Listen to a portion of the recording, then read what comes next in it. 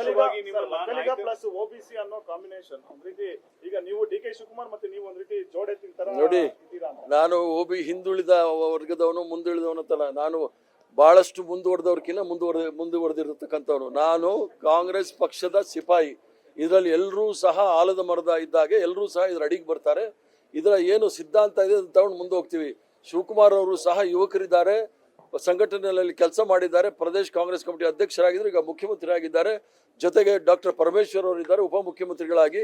ಎಲ್ಲರೂ ಸಹ ಸೇರಿ ಏನು ನಮ್ಮ ಶ್ರೇಷ್ಠ ನಾಯಕತ್ವ ಇದೆ, ಸೋನಿಯಾ ಗಾಂಧಿಯವರು, ಮಲ್ಲಿಕಾರ್ಜುನ್ ಖರ್ಗೆ ಅವರು, ರಾಹುಲ್ ಗಾಂಧಿಯವರು, ಪ್ರಿಯಾಂಕಾ ಗಾಂಧಿಯವರು ಮತ್ತು ವೇಣುಗೋಪಾಲ್ ರವರ ನಾಯಕತ್ವದಲ್ಲಿ ರಾಜ್ಯವನ್ನ ಮುಂದೆ ತೆಗೆದುಕೊಂಡು ಹೋಗ್ತಕ್ಕಂಥ ಕೆಲಸವನ್ನ ಮಾಡ್ತೇವೆ. 2028ಕ್ಕೆ ನೀವು ಸಿಎಂ ಕ್ಯಾಂಡಿಡೇಟ್ ಅಂತ ಮೆಸೇಜ್ ಕೊಟ್ಟಿರುವಂತದ್ದು ಯಾರು ಈಗ ಪಕ್ಷದ ಅಧ್ಯಕ್ಷರನ್ನ ಸಿಎಂ ಈಗ ನೀವೆಲ್ಲ ಹೇಳ್ತಕ್ಕಂಥದ್ದು ಅದು ವಾಟ್ಸಪ್ ಯೂನಿವರ್ಸಿಟಿಯಿಂದ ಬರೋ ಮೆಸೇಜಸ್. ಈಗ ಇರ್ತಕ್ಕಂಥದ್ದು ನನಗೆ ದೊಡ್ಡ ಜವಾಬ್ದಾರಿ. ಅದನ್ನೇ ಹೇಳಿದ್ರು, ರಾಷ್ಟ್ರ ಕವಲು ದಾರಿಯಲ್ಲಿ ನಿಂತಿರುವಾಗ ಸಂವಿಧಾನಿಕ ಸಂಘಗಳನ್ನು ಸಂಸ್ಥೆಗಳನ್ನು ದುರುಪಯೋಗ ಪಡಿಸ್ಕೊಂಡು SIR ಮೂಲಕ CAA ಮೂಲಕ ನೈಜ ಮತದಾರರನ್ನ ಅವರನ್ನ ಪದಚ್ಯುತಿ ಕೊಡಿಸ್ತಕ್ಕಂಥ ಕೆಲಸವನ್ನು ಮಾಡ್ತಾ ಇದ್ದಾರೆ.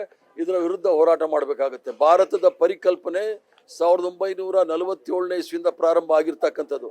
ಇದನ್ನು ಭದ್ರವಾಗಿ ಕಾಪಾಡಬೇಕಾದ್ರೆ ಎಲ್ಲ ಧರ್ಮ, ಜಾತಿ, ಭಾಷೆಗಳನ್ನೆಲ್ಲ ಒಟ್ಟಿಗೆ ತೆಗೆದುಕೊಂಡು ಹೋಗ್ಬೇಕಾಗುತ್ತೆ. ಅದರ ವಿರುದ್ಧ ಷಡ್ಯಂತ್ರ ಇರೋರನ್ನ ಹೋರಾಟ ಮಾಡಬೇಕಾಗಿದೆ ವಿನಃ ಅಧಿಕಾರ ಮತ್ತು ಪದವಿ ಬಹಳ ಮುಖ್ಯ ಅಲ್ಲ. ಕಾಂಗ್ರೆಸ್ ಪಕ್ಷದ ಸಿದ್ಧಾಂತ, ಕಾಂಗ್ರೆಸ್ ಪಕ್ಷ ಏನು ನಂಬಿಕೆ ಇಟ್ಕೊಂಡಿದೆ ಸಂವಿಧಾನದಲ್ಲಿ, ಇದನ್ನ ತಗೊಂಡು ನಾವು ಮುಂದೆ ಹೋಗ್ಬೇಕು. ಮತ್ತೆ ಮಹಾತ್ಮ ಗಾಂಧಿಯವರ ಸರ್ವ ಧರ್ಮ ಸಮಭಾವ್ ಅದನ್ನ ಮುಂದುವರಿಸ್ಕೊಂಡು ನಾವು ಹೋಗ್ಬೇಕಾಗುತ್ತೆ.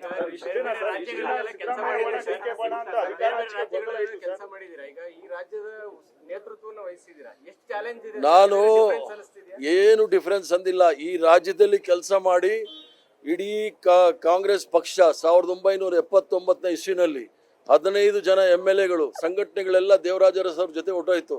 ಆ ಕಾಲದಿಂದ ನಾನು ಕಾಂಗ್ರೆಸ್ ಪಕ್ಷ ಕಟ್ಟಿರೋನು. ಆದ್ರಿಂದ ಇಲ್ಲಿ ಕಟ್ಟಿ ಇದರ ಅನುಭವವನ್ನು ನಾನು ರಾಷ್ಟ್ರ ಮಟ್ಟಕ್ಕೆ ತೆಗೆದುಕೊಂಡು ಹೋಗಿರೋವನೇ ವಿನಃ ರಾಷ್ಟ್ರ ಮಟ್ಟದ ಅನುಭವ, ಅದರಲ್ಲೂ ಸಹ ಗುಜರಾತ್ ಅನುಭವ ಮಾಡೆಲ್ ಇಲ್ಲಿ ಬೇಕಾಗಿಲ್ಲ.